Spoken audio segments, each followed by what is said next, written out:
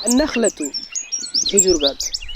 আন-নাখলাতু শাজারাতুত তামরি খেজুর গাছ একটি ফলদ বৃক্ষ।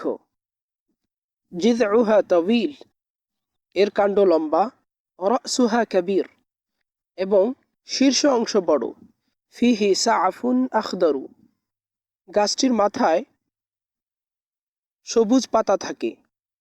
ওয়াহিয়া তুসমিরু কুল্লা আমিন বালাহান এই গাছটিতে প্রতি বছর খেজুর ধরে।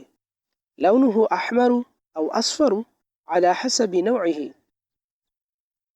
খেজুরের রং তার জাত অনুযায়ী লাল বা হলুদ হয়। ওয়া ইযা তুরিকা আলা নাখলাতি আর যখন খেজুর গাছে পাকতে দেওয়া হয় আসওয়াদ্দা তখন তা কালো রং ধারণ করে। অসারা রুতবান লাযীয আত-তা'মি এবং তা রসালো ও সুস্বাদু হয়। ওয়া ইযা জাফফা আর যখন খেজুর শুকিয়ে যায় সারা তামরান তখন তা শুকনো খেজুরে পরিণত হয়। ওয়া মিন সা'ফিন নাখলি ওয়া খুসিহি খেজুর গাছের পাতাগুলো দিয়ে তুসনাউ আল আকফাস ঝুড়ি ও নানা ধরনের জিনিস তৈরি করা হয়।